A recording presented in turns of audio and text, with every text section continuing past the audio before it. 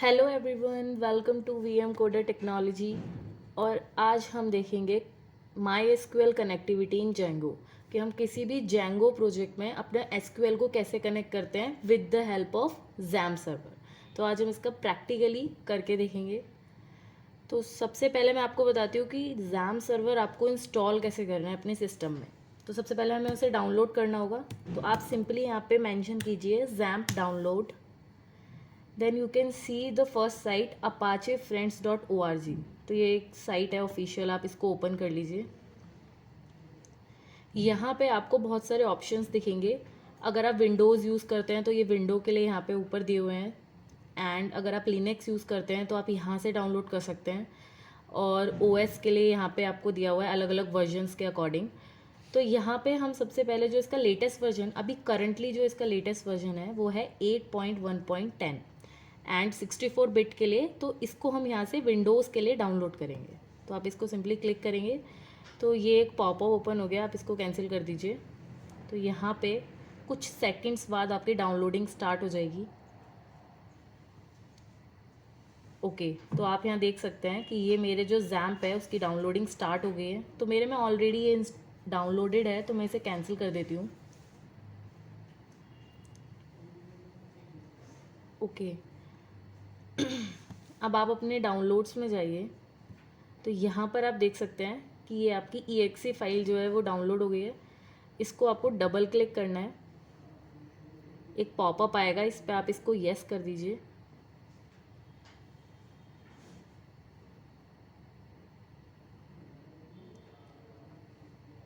ये थोड़ा सा टाइम लेता है बिकॉज़ थोड़ा सा हैवी सॉफ्टवेयर है, इसलिए ओके कर दीजिए वार्निंग के लिए। अब आपको यहाँ पे क्या करना है, नेक्स्ट। यहाँ पे आप देख सकते हैं ये सारी चीज़ें वो सिलेक्टेड कंपोनेंट्स यहाँ पे शो कर रहा है। इसके बाद कर दीजिए नेक्स्ट।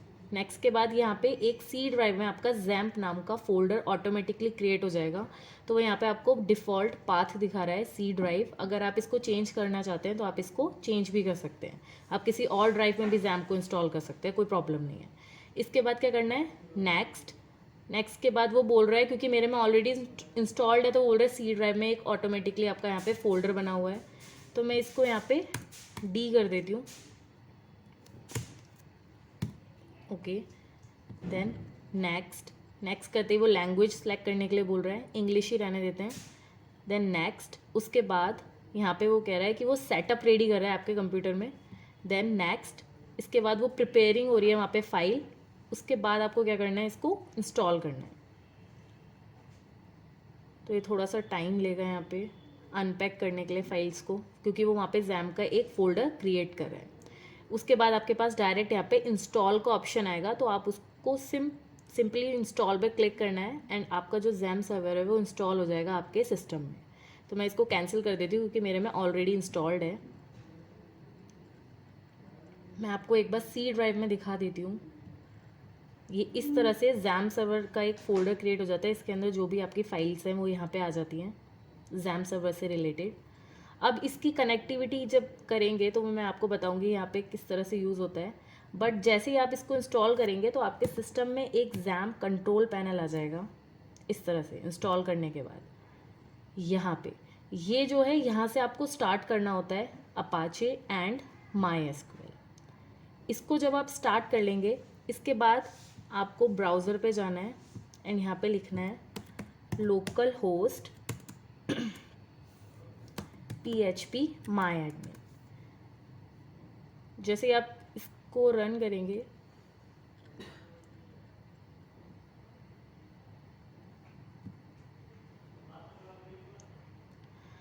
तो ये एक लोकल होस्ट माई PHP एडमिन आपका यहाँ पे ओपन हो गया है, PHP माई एडमिन। यहाँ से हम लोग फिर डेटाबेस को क्रिएट करते हैं अपने जैम सर्वर में। इसका फ़ायदा ये है कि आपको यहाँ पे एसक्यूएल की कमांड्स क्रिएट नहीं करनी पड़ती है, ऑटोमेटिकली आपको एक एसक्यूएल डेटा क्रिएट करके दे देता है। तो अब इस जैम सर्वर की कनेक्टिविटी हम अपने जैंगो प्रोजेक्ट के साथ करके देखेंगे। तो अभी अगर आप देखें, ये मेरा एक जैंगो प्रोजेक्ट है। इसके अंदर आप सेटिंग्स की फाइल में जाएंगे तो अभी आप डेटाबेस चेक कीजिए कौन सा है यहाँ पे। ये देखिए, यहाँ पे जो डिफ़ॉल्ट डेटाबेस दिखा रहा है वो दिखा रहा है यहाँ पे DB SQLite। अब यहाँ पर हम डेटाबेस चेंज करेंगे और इसको हम एसक्यूएल के साथ कनेक्ट करेंगे। ओके तो सबसे पहले हमें क्या करना है, यहाँ पे हमें अपने डेटाबेस का नेम चेंज करना है। तो ये इंजन नेम जो यहाँ पे SQLite 3 लिखा है, यहाँ पे इसको करेंगे हम MySQL। उसके बाद हम यहाँ पे नेम चेंज करते हैं। अच्छा, सबसे पहले यहाँ पे वो नेम पास कराते हैं जो हमने डेटाबेस XAMPP में क्रिएट किया होता है।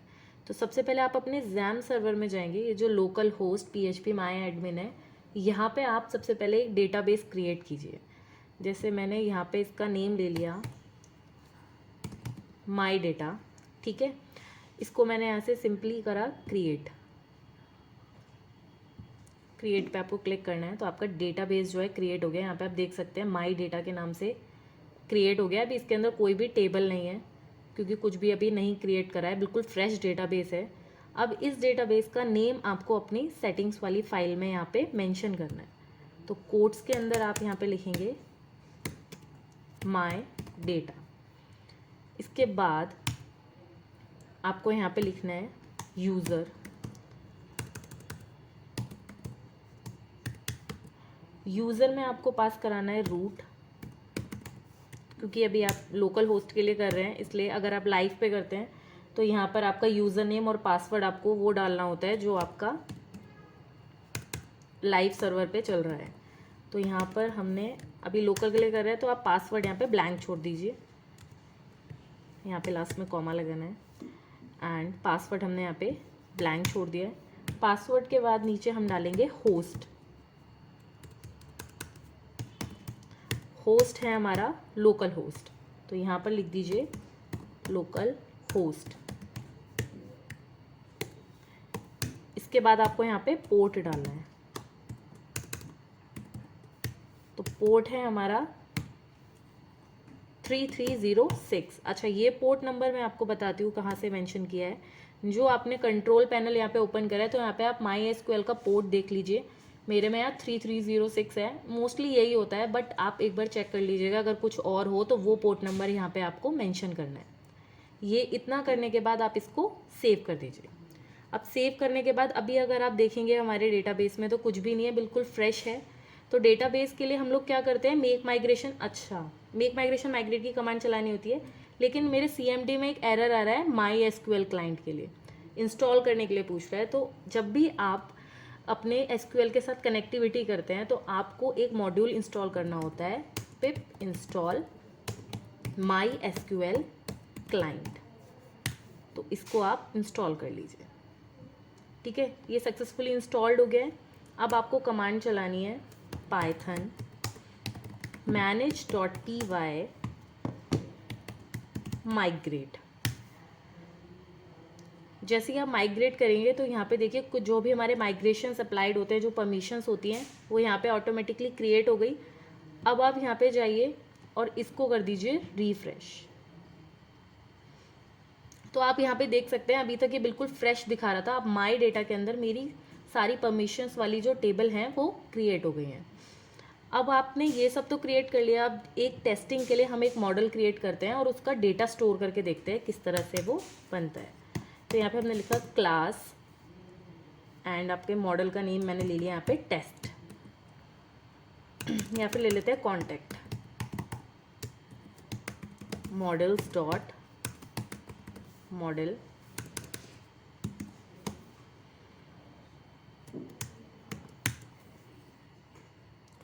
देन उसके बाद हमने यहाँ पे ले लिया name is equal to models dot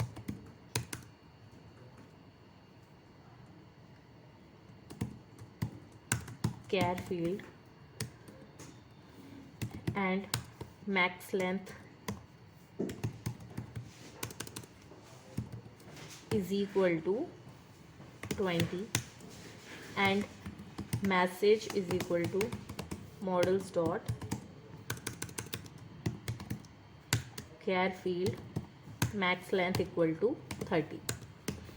मैं यहाँ पे सिंपल 2 फील्ड ले रही हूँ अभी फ़िलहाल टेस्टिंग के लिए। तो ये हमने एक मॉडल क्रिएट करा है, इसको हमें मेंशन करना होता है admin.py में। तो यहाँ पर हम पहले इंपोर्ट कराएंगे from models from dot models import आपके मॉडल का नेम। क्या नेम है मेरे मॉडल का, कॉन्टैक्ट। इसके बाद हम यहाँ नीचे लिखते हैं admin dot site dot register और ब्रैकेट में हमारे मॉडल का नेम। ये हमने रजिस्टर करा दिया एडमिन डॉट मेक माइग्रेशन और माइग्रेट की कमांड चलानी है। तो यहाँ पे सबसे पहले हम लिखूंगी मेक माइग्रेशंस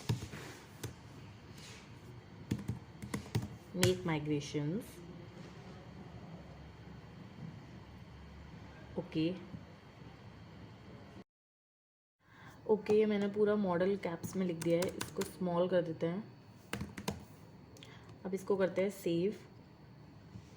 दोबारा से मेक माइग्रेशन और माइग्रेट की कमांड चलाते हैं। तो हमने लिखा मेक माइग्रेशन, तो मेरा मॉडल क्रिएट हो गया है। अब यहाँ पे हम कमांड चलाएंगे माइग्रेट की। तो ये हमारा माइग्रेशन अप्लाई हो गया है।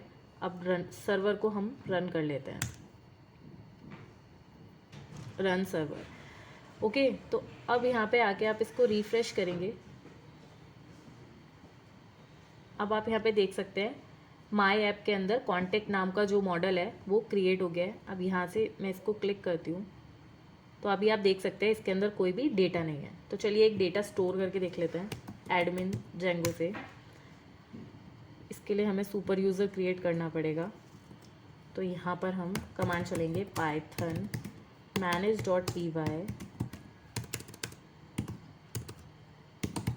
Create super user. यहाँ पर हमने यूज़र नेम डाला, देन पासवर्ड डाला और ये सक्सेसफुली क्रिएट हो गया है। अब इसको हम यहाँ पे लॉगिन करते हैं। ओके, सर्वर लोड हो गया है। लॉगिन, तो आप यहाँ पे देख सकते हैं ये हमारा जो मॉडल क्रिएट हुआ था इसके अंदर एक डेटा ऐड करते हैं। यहाँ पे मैंने नेम डाल दिया VM कोडर एंड मैसेज में मैंने लिख दिया टेस्टिंग और इसको कर देते हैं हम सेव। अब जाकर आप देखेंगे कि आपके SQL में जो जैम सर्वर है उसमें आपका डेटा स्टोर हुआ है नहीं हुआ है। इस पेज को मैंने रिफ्रेश किया तो यहाँ पर आप डेटा देख सकते हैं कि एक हमारा जो डेटा है वो यहाँ पे स्टोर हो गया। तो इस तरीके से जो भी आप मॉडल्स क्रिएट करेंगे वो आपको यहाँ पे शो होंगे अपने डेटाबेस में और वो डेटा आपका SQL की फॉर्म में यहाँ पे सेव हो रहा है। अगर आपको अपनी फ़ाइल डाउनलोड करनी है SQL की तो आप यहाँ से एक्सपोर्ट कर सकते हैं। एक्सपोर्ट पे जाएंगे एंड यहाँ पे आपने फॉर्मेट सेलेक्ट कर रखा है SQL एंड गो। तो यहाँ पे ये देखिए माई ऐप contact.sql के नाम से आपकी SQL की जो फाइल है वो यहाँ पे क्रिएट हो गई है। अब आप इसको यूज़ कर सकते हैं अगर आपको SQL की फ़ाइल चाहिए तो। और इस तरह से हम लोग अपने Django प्रोजेक्ट को कनेक्ट करते हैं SQL के साथ with the help of jam server. I hope आप लोगों को समझ आया होगा। अगर आपको ये वीडियो पसंद आए तो प्लीज़ इसे लाइक करें, शेयर करें और हमारे चैनल को सब्सक्राइब करें। Thanks for watching.